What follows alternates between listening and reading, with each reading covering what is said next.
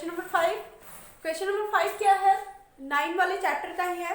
Question number 5 क्या है? A kite is flying at a height of 60 meter above the ground. एक पतंग है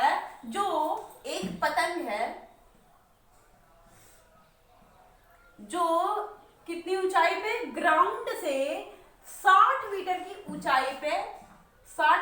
ऊंचाई पे ग्राउंड से 60 डिग्री की ऊंचाई पे उड़ रहा है। और ये डोरी इसमें नहीं लगा हुआ है, डोरी इधर से लगा हुआ है, यहां से उड़ रहा है, लेकिन ऊंचाई ग्राउंड से कितनी है? 60 मीटर की ऊंचाई है। ओके, ये डोरी है। कह रहा है the string attach to kite is temporarily tied to a point on the ground. किसी ग्राउंड के पॉइंट से इसका जो स्ट्रिंग यानी डोरी है वो यहां से टाइट, एकदम टाइट है, कहीं झुका हुआ नहीं है, एकदम टाइट अटैच है। ठीक है, point on the ground, the inclination of the string with the ground is 60 degree. यानी जो यहाँ पे ग्राउंड से यहाँ की जो यहाँ पे एंगल ऑफ एलिवेशन बन रहा है ये 60 डिग्री, यानी ग्राउंड से स्ट्रिंग के बीच में 60 डिग्री का एंगल बन रहा है। ओके, यहाँ तक तो क्लियर हो गया होगा आप लोग का। क्या है कि जो पतंग है उसकी जो डोरी है वो खूब टाइट है, और जो पतंग से ग्राउंड की हाइट है, पतंग से ग्राउंड का जो दूरी है वो 60 मीटर की है, और स्ट्रिंग से जो ग्राउंड का में रस्सी बांधा गया है वहां से कितना एंगल बना रहा है? 60 डिग्री का एंगल बना रहा है। और यहाँ पे तो आप लोग को पता ही है जो हाइट है वहां से 90 डिग्री का एंगल बनेगा। तो इसके सामने वाला हाइपोटेनस ये क्या है? 60 मीटर, यानी ये परपेंडिकुलर हो जाएगा, क्योंकि 60 मीटर के एंगल के सामने वाला परपेंडिकुलर होता है, ये हमारा बेस हो जाएगा। अब क्या पूछ रहा है?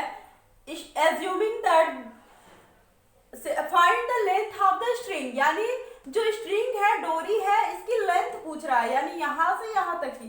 तो अगर हम इसको A माने, इसको B माने और इसको C माने, तो AC की लंबाई पूछ रहा है, CB की लंबाई दे रखी है, और ये हमारा एंगल ऑफ एलिवेशन दे रखा है 60 डिग्री। ओके, क्लियर है?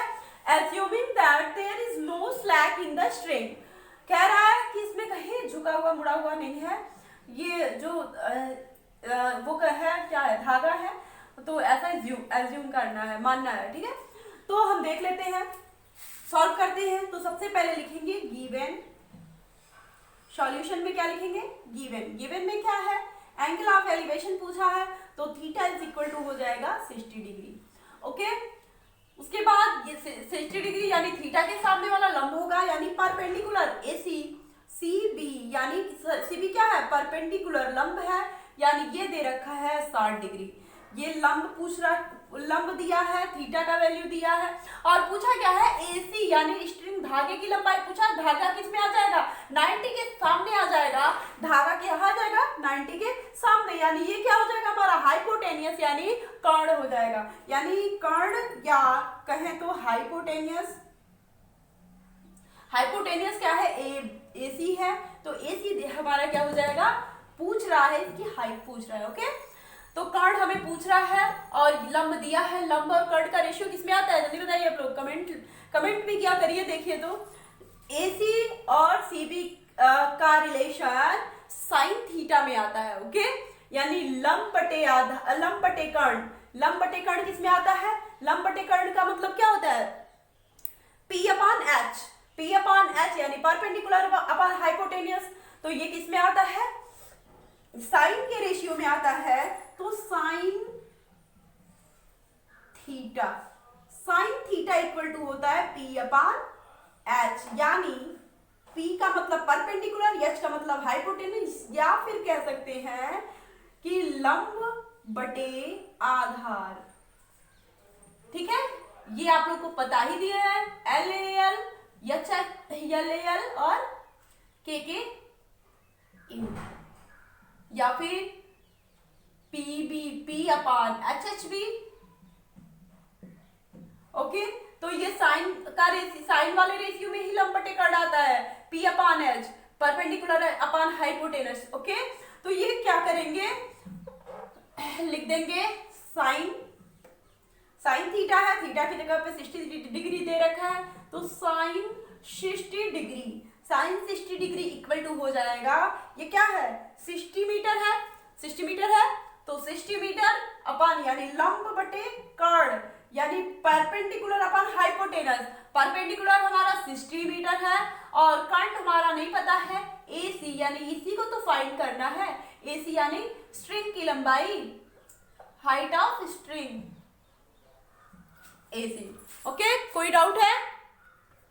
तो क्या करेंगे आप साइन 60 डिग्री का वैल्यू रख देंगे, साइन 60 डिग्री का वैल्यू क्या होता है, साइन 60 डिग्री का वैल्यू होता है √3/2 इक्वल टू 60 है तो 60 लिख देंगे, AC है तो AC लिख देंगे। ओके, इसका क्या करेंगे, इसको ऊपर भेज देंगे और इसको नीचे, इसको साइड यानी तिर्यक गुणा कर देंगे, तिर्यक गुणा में क्या हो जाएगा AC इधर आ जाएगा, AC को इस साइड भेजेंगे और √3 को डिनोमिनेटर में भेज देंगे यानी हर में भेज देंगे, तो 60 और इस 2 को ऊपर भेजेंगे गुणे 2, 60 इंटू 2 अपॉन √3 है तो √3 कर देंगे।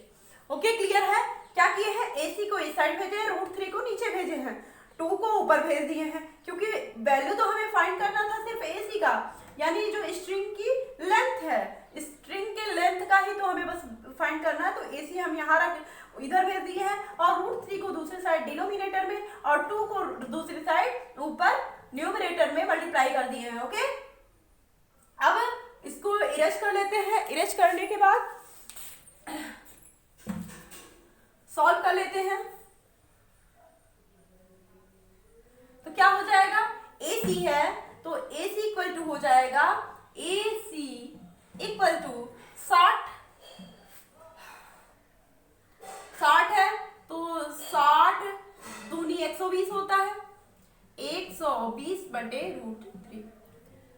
अब आप लोगों से हम पूछेंगे कि 120 का जब फैक्टर करेंगे तो क्या होगा, 120 का फैक्टर करेंगे तो उसमें ऐसा करें कि एक तो 3 हो, क्योंकि 3 जब आएगा तो उसका 2 बार √3 करेंगे ताकि ये √3 कैंसिल हो जाएगा, तो 120 का फैक्टर करेंगे तो कितने 3 बार में 3 टर्म में 120 आ जाना चाहिए, तो किसका करेंगे, तो 40 होता है ना, 40 इंटू 3/√3 होता है ना, इसका फैक्टर करने पे 120 का फैक्टर करेंगे तो 40 इंटू 3 यानी 40 गुणे 3 आएगा, तो 40 गुणे 3 यानी जो 3 होता है 43 को √3 2 बार लिख सकते हैं, तो √3 इंटू √3 यानी रूट का क्या मतलब होता है, कर्णी होता है, तो कर्णी को 2 बार मल्टीप्लाई करेंगे, एक ही अंक में होता है यानी √3 2 बार होके कर्णी बाहर आ जाता है और 3 हो जाता है, तो 3 यहाँ पे है, इस 3 को लिख सकते हैं √3 इंटू √3। ओके, क्लियर है? और नीचे √3 है, √3 नीचे है ही, इस √3 से ये √3 कैंसिल हो जाएगा, तो आ जाएगा कर्णी में 40 कर्णी 3 यानी 40 √3, तो 40 √3 मीटर आ जाएगा स्ट्रिंग की हाइट। तो क्या लिखेंगे, हेंस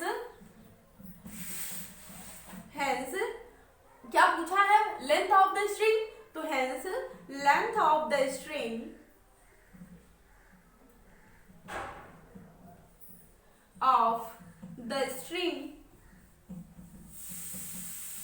इज 40√3, यानी कि हमारा क्या आ गया 40√3। क्लियर है?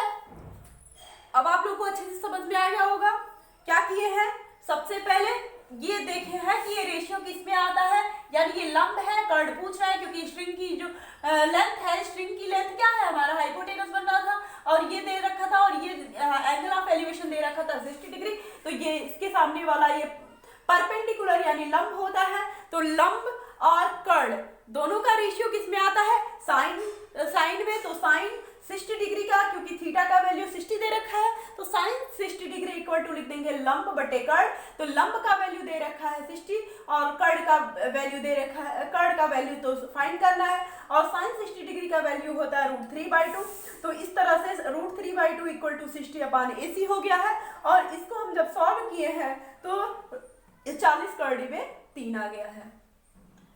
ओके, 40 कर्णी में 3 आ गया है। कैसे फाइंड किए हैं, 40 का जब 60 का 2 में मल्टीप्लाई किया 120 आया है, और 40 के यहाँ 120 होता है तो इसका फैक्टर कर लिया है 120 का, तो 40 इंटू 3 हो गया है, और 3 का 2 बार कड़ी में 3 लिखे हैं, यानी √3 और एक √3 से दूसरा √3 कैंसिल हो गया तो 40 √3 हो गया है मीटर में, ये 40 √3 आ गया है। ओके, क्लियर है? तो आई होप कि आप लोग को अच्छे से समझ में आ रहा है होगा। तो आप लोग जल्दी से जल्दी मेरे चैनल को सब्सक्राइब कर लीजिए और शेयर कर दीजिए ज़्यादा से ज़्यादा लोगों को, अपने फ्रेंड्स लोगों को जो आप लोगों के साथ पढ़ रहे हैं उनके पास शेयर कर दीजिए, ताकि ज़्यादा से ज़्यादा लोग मेरा वीडियो देखें और अच्छे नंबर आए उन लोगों के। Okay, thank you.